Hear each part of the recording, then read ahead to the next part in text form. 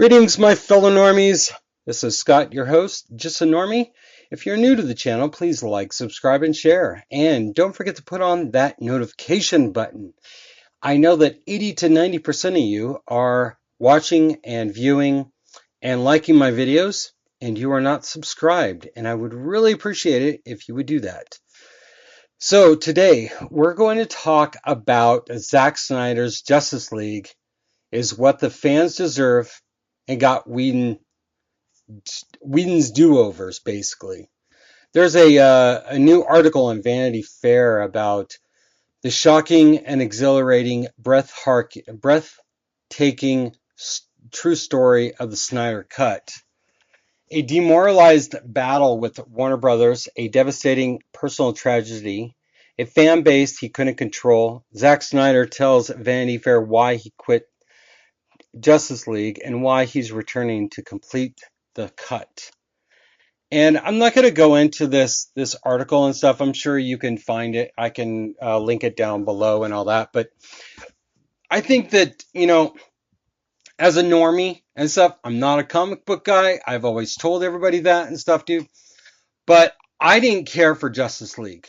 There was moments that I did like and stuff, but it's not what the fans deserved. And I know that Warner Brothers seems to think or believe that somehow they need to compete with Marvel in the same sense with regards to how and the direction that they, take it in.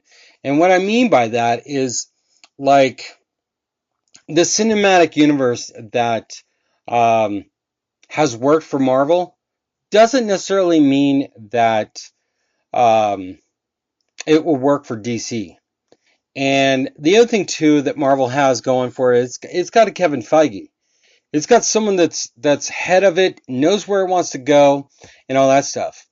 And Warner Brothers doesn't per se have that, but they have created some successes and stuff. And while Justice League, in my opinion, was a dumpster fire, just like so many others did as well, I think that, the fans really deserve a lot better and stuff. And, and I have stated that over and over and over again, And I think with Zack Snyder coming back, I think it really says a lot about who he is and all that. And we'll get into why he left and all that stuff, unless you already know, and so therefore. But the thing is that I'm really looking forward to it as a normie, and I think it's going to be far better than what we got and stuff. It was left in Joss Whedon's hands. 3/4 of it was rewritten, reproduced, recreated. But what bothers me the most about all that is, why would a studio allow that in the first place? It is this out of control spending that I believe that, that you believe that you need these millions of dollars upon millions in order to create something great. We don't need it. We don't need all that shiny stuff, All we need is a good story, a good acting and stuff. It doesn't matter, It doesn't need to be shiny. And, this mentality in Hollywood that you have to spend $100 and $200 million to make a great film, that's BS. We've seen it with the Joker. We have seen it with the Deadpool movies. There's been other movies too, and they've both of them almost made $1 billion. If I'm not mistaken, I believe Joker did in fact make almost $1 billion or over $1 billion and stuff, and Deadpool came pretty close to it. And both of their budgets were within 30 to, I don't know, 50, $60 million. So, it's really insane. And I think that in a lot of ways, I think that movie producing, creating and stuff, I understand it costs a lot.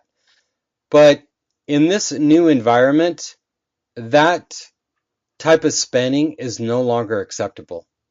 Nor should it be anyways. It's kind of like me. I'm a big Star Trek fan. And I love the fan films. and stuff. And many of the fan films are only made on 200, maybe almost $1 million budgets. Yes, they're not, shiny and all that stuff, but you know what?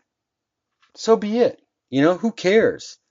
It's good content. It's good writing. It's good acting. And sometimes it's a little cheesy, but I can overlook that. You know what I'm saying? And stuff. But, you know, if a lot of you don't even know or realize too, Zack Snyder lost his daughter to suicide.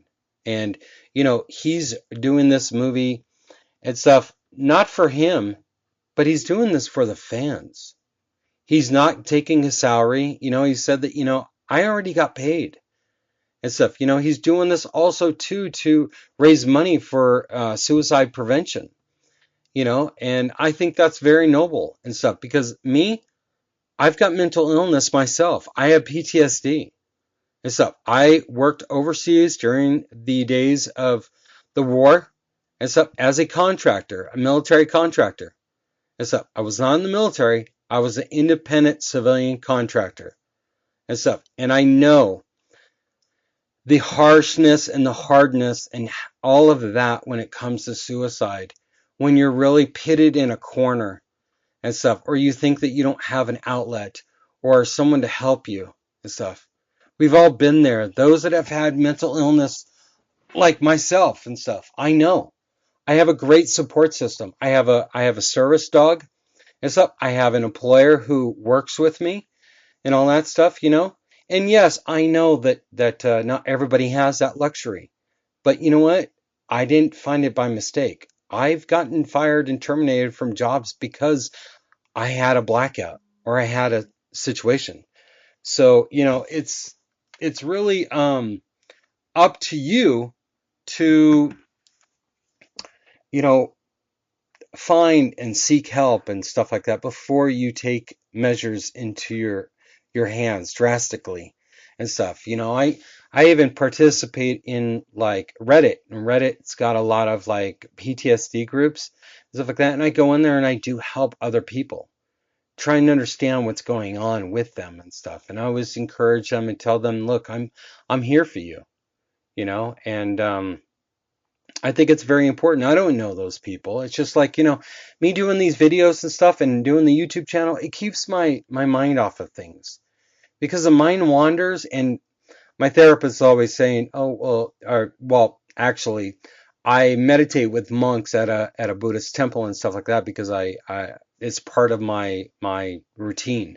I need to meditate and stuff, and they call it the monkey mind and stuff. You got to kind of keep it busy to and all that. And but I don't want to get too far into this whole suicide thing and all that.